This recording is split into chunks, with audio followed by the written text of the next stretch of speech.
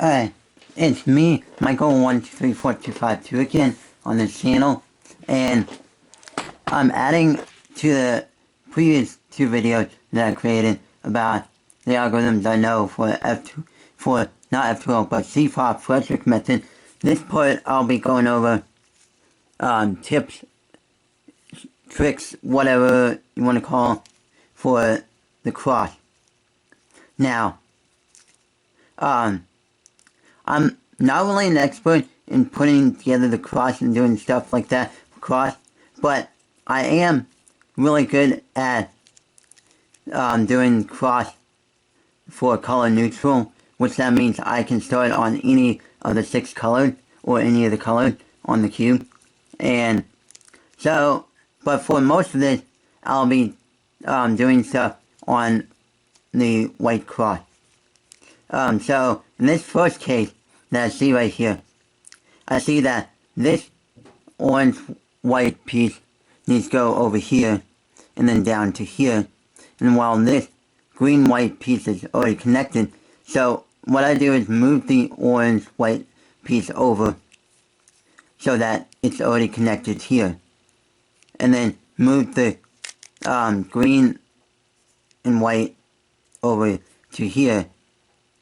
So then I have this case where I need to put this blue edge over here, or not over here, but over here, like down here. It's right opposite of it.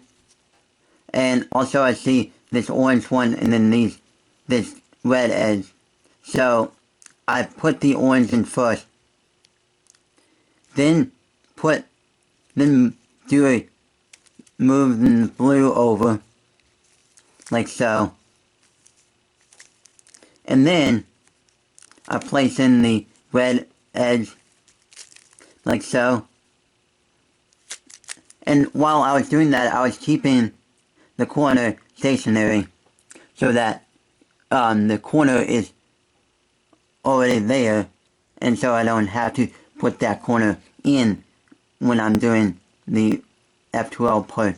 So there's that. Another case, another section, a few more that I'm gonna do and show you all. And I have them all. I have like 7 more cubes scrambled up, and I'll do 7 more, show you all off what I'm doing. So here's another case where I see this blue-white edge right here that needs to go over here. So I put that one in. This red, I see this green one, putting the green one there. Then putting in the red one, which has this corner attached to it. So I'm keeping the corner still attached to it. Then moving this one over, and then putting it in, like so. So I don't really use much algorithms for cross. I do mainly intuitive cross, and algorithms aren't really necessary for me for cross, but it's helpful. If you follow what I'm doing, I can definitely assure you can figure it out. Another case is where, like say, I see that this blue edge is already connected, so I bring it over. I see that the green, red, white corner is connected to the green, white edge, so I bring it over, put it in place. So, in this case, I see that this edge needs to go down here, but if I do that, it won't put it in place. So I need to flip it up like this, and then bring it down into place. And then for this final orange corner, orange edge, I do sort of similar thing like that to get it in place. And there you go. Next case is, next few ones are this way. I see this white orange edge that needs to go over here, and I do it putting it over like this. Red edge goes down over here. Green edge goes over like that. Case where I need to put this blue edge over here, similar to that red-white edge that I showed on the cube before. That was over here, but it's now over on the right side. I do the similar same thing, and there you go for that one. Few more, and then I'll be done. So, I see in this case where I got this blue-white edge already in place. So I'm putting it in. I see the pink-white edge that needs to go over. I'm moving it over first. And then moving this down over in place. Now, here's a case where it's similar to some of those other cases where they were either in this spot or this spot, but flipped around. And I move it up so that the edge is on the U layer, and then move the U layer to the clockwise or counterclockwise, and then move the edge down so that white is going to be facing towards the bottom when I do put it in place, and so it's connected correctly. Next examples would be this example where I see that this is already connected and need to put it over here. Okay, that's good. And when I did that, this happened. This corner and this edge got connected, and that's good.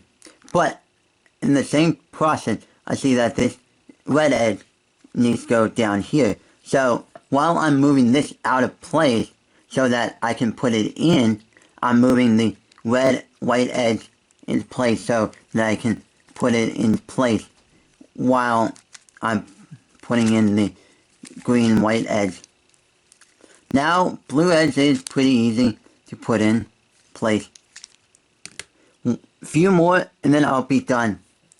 So, okay, I see this case that's happened where these two corners are already in place, which that's good for building up your first side / cross. And I see this case where this needs to go down over here. These two edges need to go down here. I'll hold it on the yellow or the white side, but yellow is better because it shows you where these two edges are. When they're over here like this, I do R2, U2, R2, U2, R2, U2. Basically what that does is switches this piece with this piece and this piece with this piece. So now that they're back into here, in this case where I see this blue-white edge that needs to go down here while this corner is in place, and also at the same time this corner, this red edge needs to go down here. I move this over, bring this over here, like this, like that. Then over here I see this, and I bring this up, do U2 and bring it back down. And there's the cross for that. Two more needs to be shown for a cross example. And here's one example that can be tricky, but is not that super tricky. I see that I got this blue-white edge and this red edge, and I'll put them in simultaneously.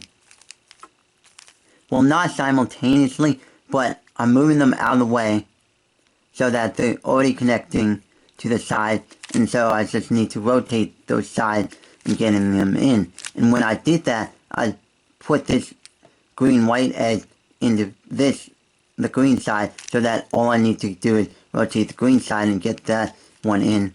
In this case, again, similar to what I showed you earlier. Yeah. And there's that. One last example of cross building and stuff like that. In this case, is a really funky one, where I got these two corners connecting here, and then corner edge here and edge here. So in this case, what I'm doing is putting the blue edge in first, then the orange edge in first, and then second, putting in the red edge in, and then bringing this down, or better yet, moving the M up, and then moving the U, and then M prime down. So basically what that did was it preserved these corner edge pairs and kept them in place while building the cross. And that's kind of good, because then when you get to the F12 stage, you are down a few F12 slots that you don't have to worry about dealing with the corners and putting in the corners correctly and stuff like that.